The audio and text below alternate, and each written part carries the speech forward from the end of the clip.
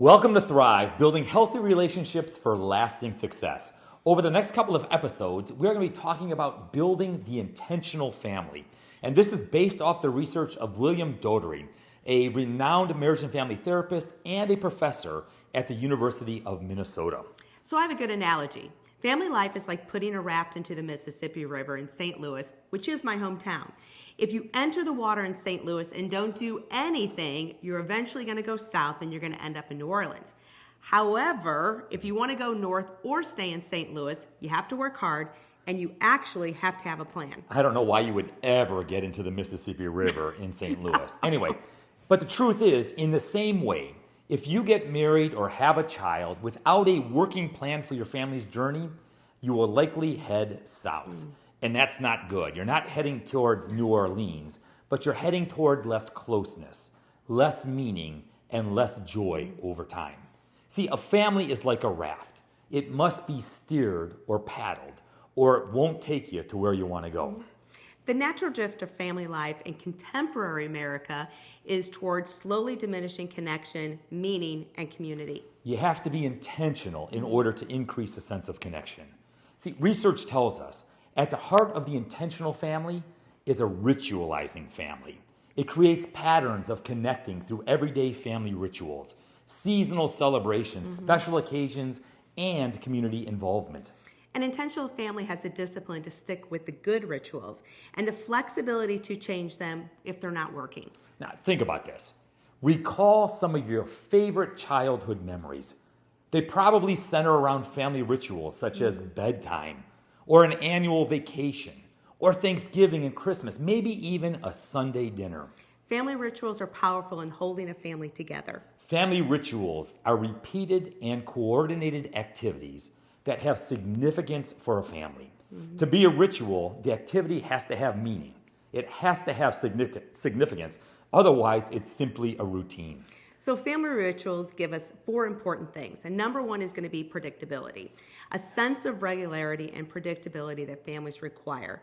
So for example, knowing that a parent will talk to their child and read them a bedtime story every night makes bedtime something to look forward to and something that each of them are going to savor. Yeah, family rituals also provide connection. For instance, the bedtime story. That may be the only primary one-on-one time shared between a child and the parent. See, family rituals also provide identity. It's a sense of belonging to the family and what is special about that family. In other words, you know who the core members are. It creates this we-ness, we belong together. Family rituals also provide a way to enact values. Family rituals, they show you what it is that we believe, what it is that we value, what we hold dear, i.e., church values and serving together. I remember as a child, at Christmas Eve, we'd bring the family together, the extended family would all gather together, we would have a dinner, we would open up a couple of Christmas Eve presents, and then we would all go to church service together. It showed what we valued. So there's no universal yardstick for measuring family rituals. There's also is no ritual formula that applies to all the diversities in families. So we want to encourage you to use your own context, to use your own beliefs and values and histories and culture to consciously plant your life together. So becoming an intentional family means learning to manage two principal energy drains that most American families experience. Yeah, those energy drains are one, time demands outside of the home, and two, electronic technology inside the home. So most American parents, we work outside the home, which means less time with each other. Yeah, exactly. And then you add the jobs that our teenagers hold. You got various lessons and practices, all the games and all the events. And we feel starved for time. So what do? I mean, we don't want you to feel guilty, and there's only so much time to a day. What do you do? Well, we maintain you need to make better use of the time you already spend on family activities. I mean, for instance, Mom and Dad, you have to feed your kids, right? So start with improving the quality of that time without increasing the amount of time you already spend. So you have to put your kids to bed, right?